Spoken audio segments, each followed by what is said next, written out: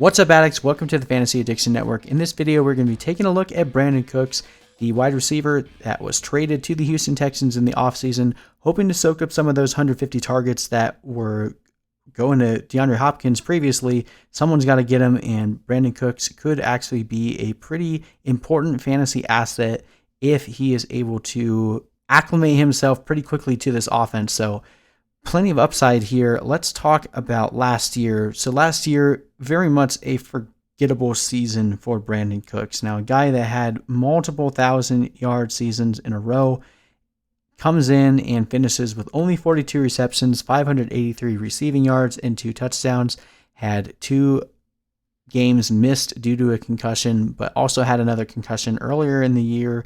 And really, you could just tell, even just by looking at how much he was being used, the statistical drop in his production from the point that he had a concussion. He really wasn't right last year.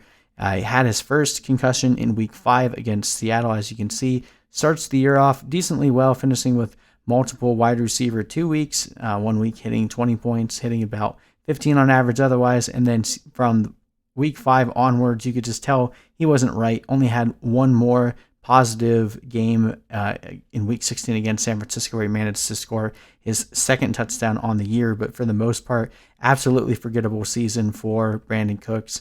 And obviously, concussions has been an issue for a while, so something we're going to have to keep in mind. But even just comparing 2018 to 2019, 2019, again, very much a trash year for Brandin Cooks. In 2018, he had a 22% target share, 20th in the NFL. That drops all the way to 12.9.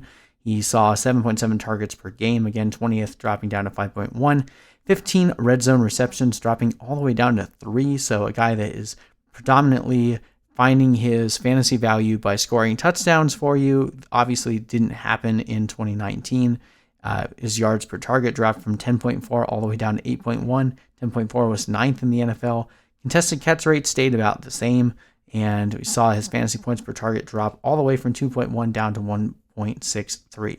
So a lot of this we're chalking up to, some of it was, efficiency regression on the likes of the Los Angeles Rams, offensive line not holding up nearly as well as it did in the 2018 Super Bowl run year. But Brandin Cooks obviously seeing a stat drop in direct correlation to when he suffered the concussion. I think it's pretty safe to say that had that not happened, he would have had a better year, although probably still seeing some regression from where he finished in 2018. So what does that mean for 2020? Well, first we have to at least revisit how many concussions this guy has had, unfortunately, over his career.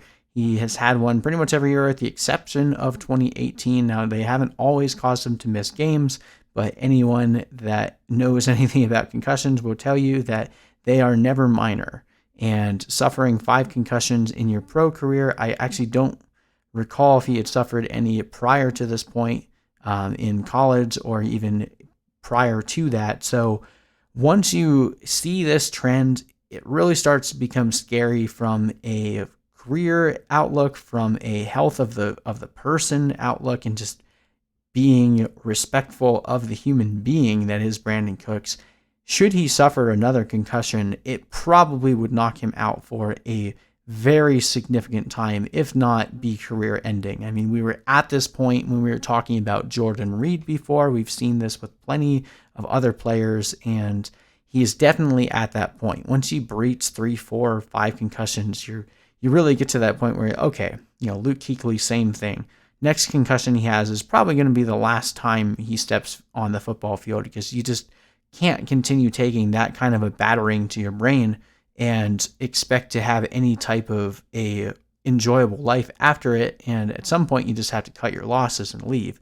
So there is the built-in downside to Brandin Cooks basically getting knocked out pretty early, pardon my language, but knocked out pretty early in the season and not being fantasy relevant for the remainder of the season. Same kind of issue we have with Will Fuller. Do you really want to be taking an additional risk in a year where it's already going to be mass chaos in trying to deal with players that are coming down with coronavirus? Depends on your risk appetite. So Brandin Cooks has shown us that he is one of the rare exceptions that he can come into a new system and play really well right away. Obviously came in and was a very productive receiver his first year in New England, and then his first year and second year in Los Angeles were both productive as well. So I think Brandin Cooks can very much so have a rebound year. I actually have him projected higher than Will Fuller right now. We have him going 68 receptions for 951 receiving yards and 5 touchdowns. I do expect the Texans to overall spread the ball around. They have a lot of pass catchers, and Randall Cobb is a guy that no one is talking about right now, but they paid him a lot of money. So if you follow the logic of teams using the guys that they pay, again, assuming that Randall Cobb doesn't opt out at this point, I think Randall Cobb is going to see a decent amount of targets. We'll see David Johnson and Duke Johnson pretty heavily involved. Kenny Stills and Kiki QT to a lesser extent, but I think they'll still be involved as well. This could just be an offense by committee type situation where nobody really steps forward. But between Brandin Cooks and Will Fuller, who are going pretty much back-to-back in ADP, I would rather take the shot on Brandin Cooks. I don't think his upside is quite as high, but I think the potential for him to actually return value on the investment that you'd spend in the 7th or 8th round, I think is a lot higher than Will Fuller, because Will Fuller, again, is basically a landmine that will either blow up in your face or will, I mean, again, I think it really just comes back to your overall approach. Yes, you're shooting for upside in the 7th round, and maybe, for the most part, I would argue taking the guy that has the greater upside, but I think with Will Fuller, his downside is so severe that I'd rather take the shot at Brandin Cooks, who could arguably finish a lot better than even as he's predicted here.